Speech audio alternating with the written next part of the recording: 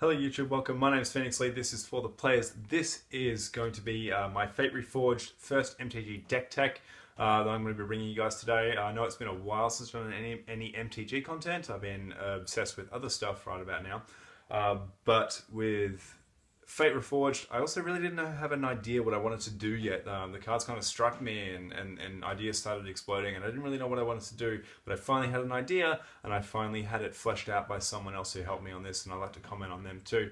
Let's get stuck right into it and not waste any more time. After playing at the pre-release, I really wanted to play an Alesha deck because I had so much fun with her, and I also really wanted to include a few other cards that I'd played on that night, like Kintree Warden.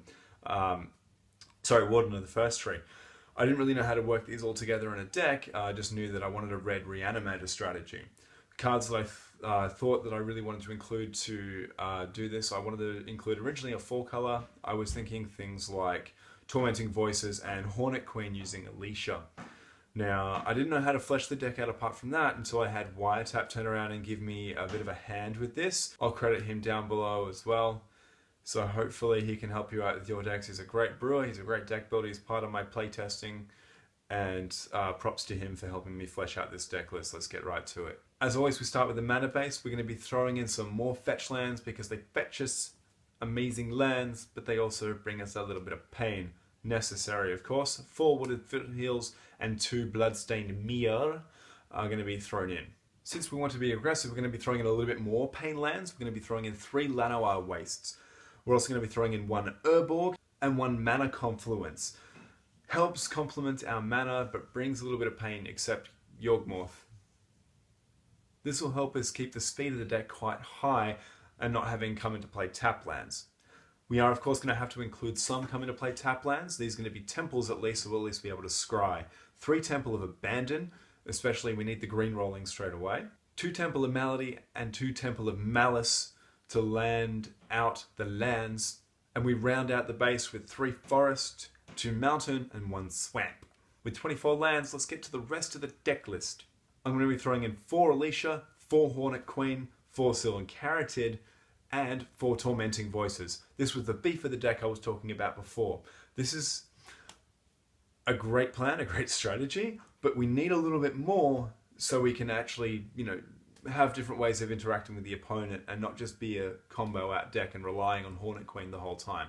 The gears to help grind this engine, we're also going to be throwing in 4 Commune with the Gods and 2 Elvish Mystics. This help us ramp, and they also help dig for answers. There's also going to be throwing a whole bunch of stuff in the bin so that we can then reanimate it later on. What we need here is more than one way to win, because if our Hornet Queens get removed or Alesha gets removed, we really don't have any other options. What we really want to do is be winning with Alesha and Hornet Queen, because a 19-year-old Mardu leader throwing a whole bunch of angry bees at your face is absolutely hilarious. But we're going to keep rolling with the reanimation strategy. We're going to be throwing in 2 Whip of Erebos. This has been a staple for reanimation decks for the past year, the standard. And it's only going to keep getting bigger and bigger. This will also help mitigate the life loss from earlier. Even if we don't reanimate anything, giving everything lifelink is just essential. We're going to be throwing in 2 Tasigur as well. He works really well with the deck. If we commune or Tormenting Voices, we can always banish away everything to delve him into play, providing a big threat as early as turn 3. 3 thoughtseize will help us get into the game a little earlier and help remove things that could remove our game plan. We're also going to be throwing in 2 Xenagos to give us some creatures and ramp.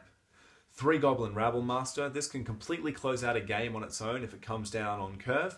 Not only that, we can also whip it back with Alesha and get some massive board card tempo advantage. Yeah, all at once. 2 Murderous card are also going to be thrown in because we need ways to interact with the opponent and remove things like their massive siege rhinos out the way. The interaction in this deck is very crazy, so I'm going to look at it a little closer so you guys can see what we're trying to do here with this Jund Reanimator. What we can do is we can turn to Tormenting Voices or commune with the gods. With these, hopefully we can bin a Hornet Queen, turn 3 lay down an Alesha, and turn 4 start swinging in for some crazy shenanigans. If Alesha dies, we can turn 4 whip and start whipping Alesha back, or anything else back we want to, like the Hornet Queen once again. If all of that fails, we can slap down a Xenagos and start throwing some creatures down, start ramping up into Hornet Queen itself. If Hornet Queen is already reanimated in play, we can slap down the Xenagos again, when we can just Use all of that ramp to throw in a Hornet Queen without having to reanimate it back. Failing our plan, we can always turn 2 or turn 3 Rabblemaster and just let him completely take over the game. Failing that, we can turn to Tasigur via Commune with the Gods, binning a whole bunch of stuff and then delving it away to throw Tasigur into play. This is all just the beginning of what we can possibly do with this deck list. The sideboard looks something like this. We're going to be throwing in 2 Tasigur and 2 Xenagos. This brings the playset up and helps against other strategies such as control if we really need to get aggro very quickly. 2 Heroes Downfall are a permanent solution to fight walkers, 1 extra thoughtseize to add to any early game and bring our count up to 4 once again, and 1 extra rabblemaster in case we need to lay on some early pressure or they keep getting targeted and removed too quickly. We're going to be throwing in 4 Warden at the first tree if we need to be even faster and we need to out-tempo our opponents. Anything blue-white or anything mono-red, we're going to need to beat out and beat out early. We also need to be able to counter the opposition a little more as we're already going over the top of them with Hornet Queen. Last 3 are Crux of Fate. This is in case we need sweepers. We can totally wipe the board, come back next turn because we can whip everything back into play. Now changes to the deck can be adjusted for your meta of course, and these are a couple of other ideas I'd like to test out and get rolling around so I don't have to annotate this video later on. With all the black mana symbols running around in this deck, Alesha can totally whip back a Gary. Throwing Gary into the mix just makes this crazy, and you can load up on other black things like Bloodsoaked Champion, which also reanimates himself and adds well into our strategy. We can even throw in Rakshasa Death Dealer and use all that unused mana from Xenagos to ramp him up quite a lot. Another solid addition could be Hero's Blade, because we already have 2 legendaries in the deck, swinging in with Tasigur, who is now massive, or swinging in with a first striking Alesha who becomes massive. It's just game ending, especially if we can whip some amazing stuff back. That was my deck tech for you guys. This was Jund Reanimator. My name is Phoenix Lee. This was for the players. Thank you so much, Wiretap, for helping me out with this. I am signing off for today.